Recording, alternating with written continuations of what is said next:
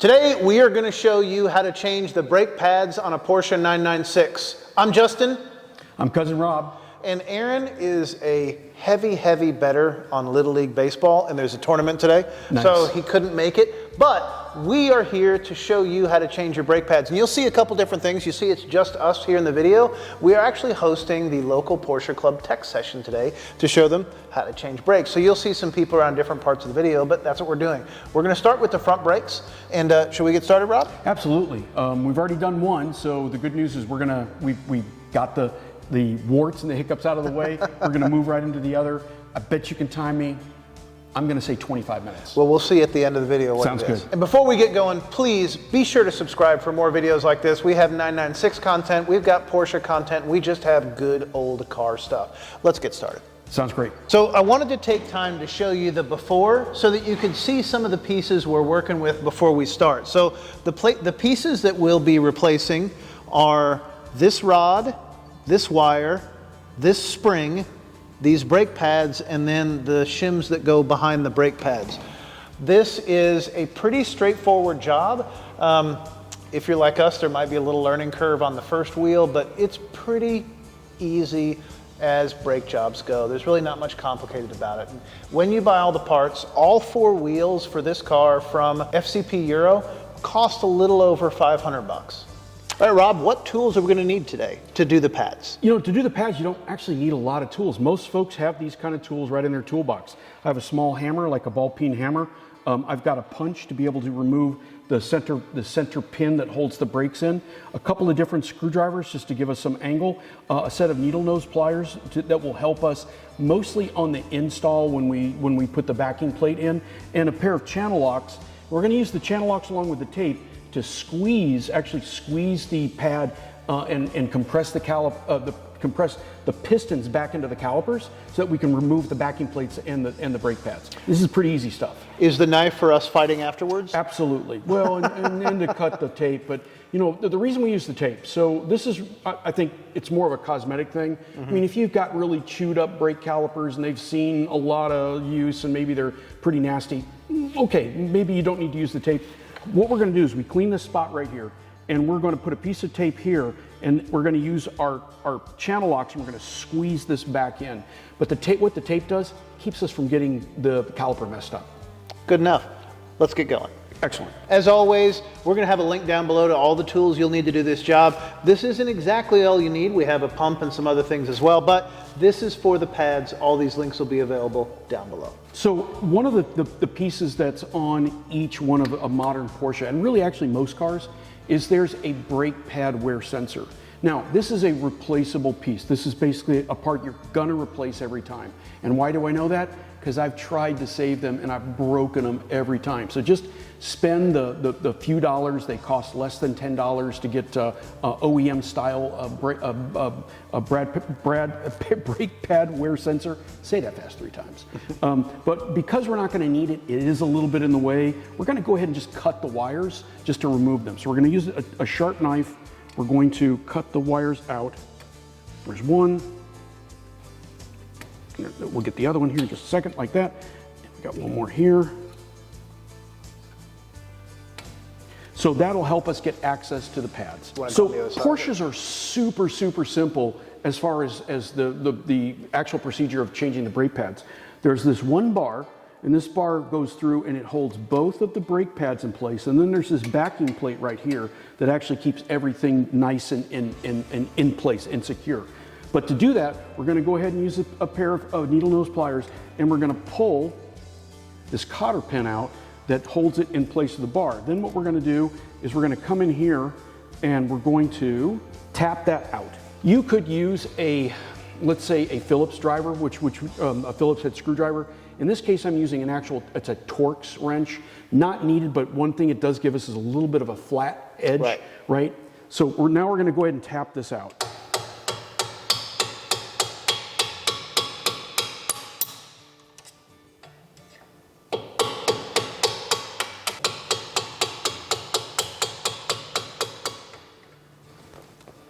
You'll notice as we lose the tension off this wants to come up. That's fine. We'll just go ahead and give it a couple more taps. That's it.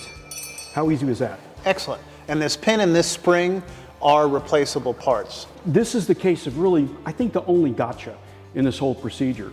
So Porsche uses some backing plates which affix to the back of the brake pad.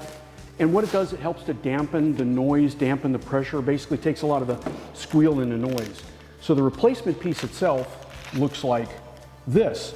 Now, a couple things to notice. There's a small, I don't know what you call that, a presser, I don't know. Presser, small end. Small end and a big end. And a big end.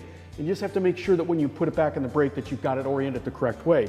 The other thing the Porsche gives you is there's a tab here, and this is sticky, so there's kind of a glue on that. And what it does is it actually presses to the brake pad itself.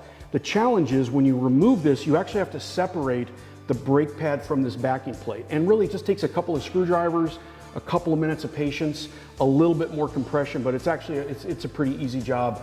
Once you figure out that you've got two different ends, one, right, and two, that you don't want to peel this off before you put it in, because trust me, you'll get it dirty, and right, then the stick will quit. Well, let's get the old ones out, because this is the only real challenge of this job.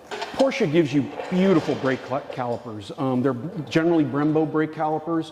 A lot of them are painted, so there's red calipers, there's black calipers. This particular one is actually finished in a natural silver, but still, when you use the teeth of the plier to press the caliper back in, it can kind of put some scratches on the caliper itself. So we like to put this piece of kind of this thick tape like this, so that when we grab the caliper now and we squeeze it, let me go ahead and put that in one, that now it does not scratch up the surface of the caliper. And we can apply as much pressure as we need. So you can see we're doing quite a bit here, right? Then what I'm going to do is I'm going to get my screwdriver, and I'm just going to press it a little bit more. You just need to start it. You can see how my screwdriver is bending. Well, not bending, but it's moving. That means I'm compressing the caliper all the way, the pistons all the way back into the caliper. Now what we're going to need to do is we're going to need to kind of bring this caliper back out. Because see, we've got this backing plate here. You can see it.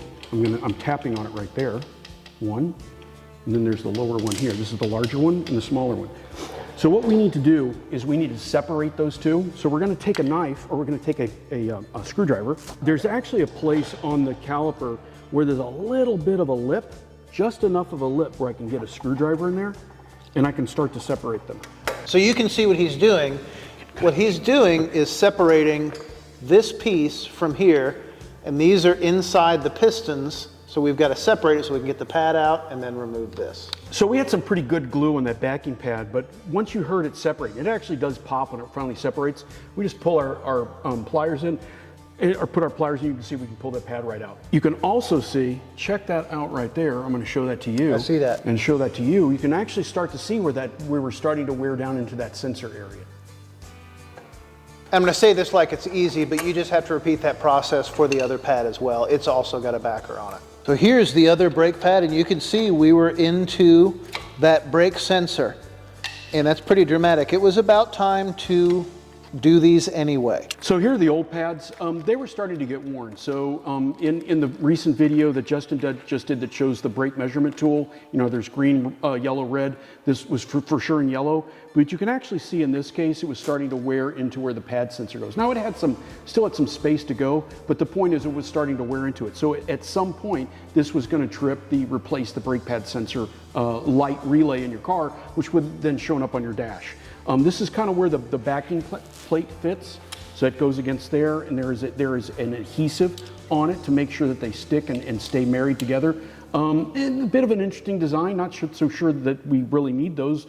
Well, okay, we need them, but suddenly you know more than the Porsche engineer. Yeah, I think that this is overkill. I think they could have done something a little bit more easy than having two discrete parts. So our next step is to install the new backer plates. This does happen first. So with the orientation here, it's larger end up top, smaller end on the bottom. And when I say top, I mean like towards the hood of the car. I'm going to put some of this disc brake quiet on here. It goes on this side that goes into the pistons, and just put a little glop on here and then spread it around. I do suggest having gloves on because this is sticky, sticky stuff. So we're going to spread this on here, And then when Rob is ready, I will hand this to him for installation. What Rob's doing is we've left the backer sticker on here, and he's going to use his needle nose to stick that in there, and it just slips right into the piston. Well, right into his relative, but... That's how easy the pad is to slide in, right? So that one's in there. We don't really need to worry about it. We're going to do a few other things. You can see where this stuff, it's really good for what it does, but boy, it does stick around. It is goopy. Yeah, it's really... Here's our orientation. The way this works is that there's two buckets in the caliper that these two knobs or these two fittings fit into. The larger or thicker one, as you can see, goes on the top side, and the smaller one goes on the bottom side. That's just to make sure that you have got the correct orientation.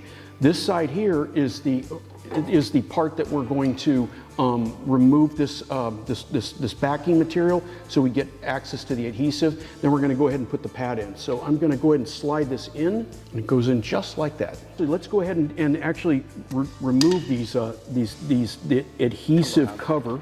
So now what I'm using is a screwdriver to remove this adhesive backing. You just kind of need to get a corner started, and then you can just easily take that out, just like that. We're going to do one side, and then I'll come in and I'm going to do the other side. So there's a proper orientation to put the brake pad into the caliper.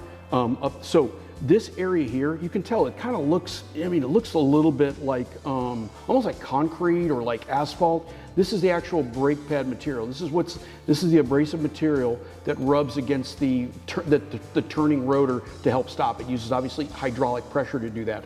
On the other side, you can see, actually this is a perfect match for that backing plate that we just installed.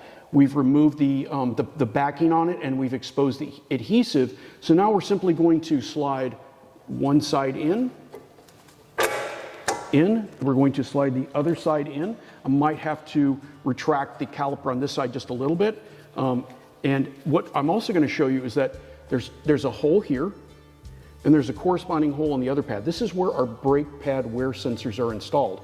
We're going to do that after we get everything set up, because it just helps us if we do that separately. It's once again, it's easy to do. We'll show you how to do it. But we're going to go ahead and turn this part towards the rotor, and we're going to slide it right in.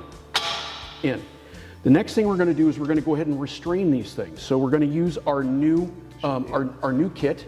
What we're doing now is we're going to install this pin in the caliper holding our spring down. When you do this, there is a little lip, so you're coming from the outside or from the inside of the car out, and so this lip is going to stop you. You're not going to go too far, but you want to make sure you have this cotter pin hole up so you can put it in the right place, and this is what we're putting in this wheel. So I do want to make a point, when you order these, one set of these is for each axle, so you'll get all the springs and rods that you need for one wheel. We actually have too many because I did not realize that. So when you order them, understand what parts you're getting. You should be able to do this right like that. That's okay. So we're going to use our pliers here, holding them really super tight, and we're going to find that hole, and we're going to put that clip right like that. That's all it takes. When you put brake pads in, don't just pull out and start driving. Okay. What is the reason? We've actually separated the brake pads from the rotor to be able to get them in. That means that the pistons that are inside the caliper have been driven all the way back in. So you actually need to sit here with the car running with hydraulic pressure and pump the brakes several times to move the pads back in. So when we do that, will we have to add more brake fluid, or we've got the right amount? We shouldn't have to. We've got the right amount. You can look, there's a minimum and maximum mark on the brake pad. We're only talking about a tiny little movement, and it will not take up a lot of brake fluid, but we can go in there and monitor and look and see if it did come down. If it does, we just top it up. So aside from pumping up the brakes, there is a process for once you've got new brake pads in, yes? That's correct. Yeah, you need to bed the brake pads in and make sure that they are properly interfacing and aligning with the rotor. And so the proper procedure, according to most of the brake pad manufacturers, is you do 5 to 6 runs up to 45 to 50 miles an hour, and then a rapid deceleration. Not getting to the point where the ABS is chittering, but a very firm pedal. Bring the vehicle down to 10 miles an hour, release the brakes, go back up to 50 again, apply the brakes hard, get it down to 10. You want to do that 5 to 6 times. Okay. What that does is it actually starts to put braking material on the rotor so that they wear correctly. After you do that first series, you do a slower series. You take it up to 35, not as much pressure, but you bring it back down to 10, 35, 10. You never come to a complete stop. So it's important that you find maybe a back road or a road where there's not a lot of traffic.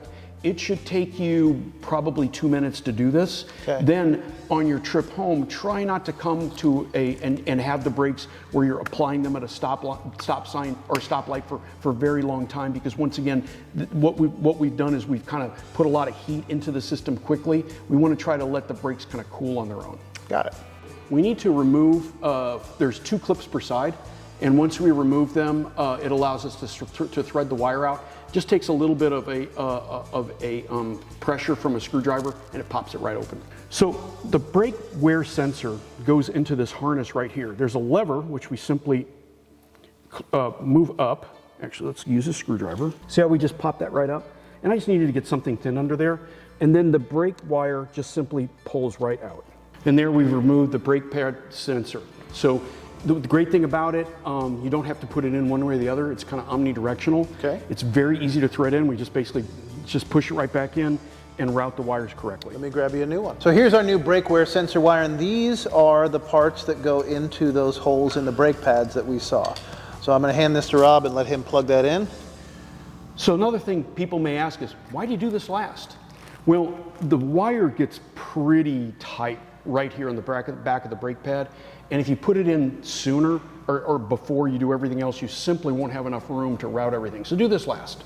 So what we're going to do, we're going to reach our hand back in here. We're going to put the sensor wire into its receptacle. See, until it stops. It's very easy.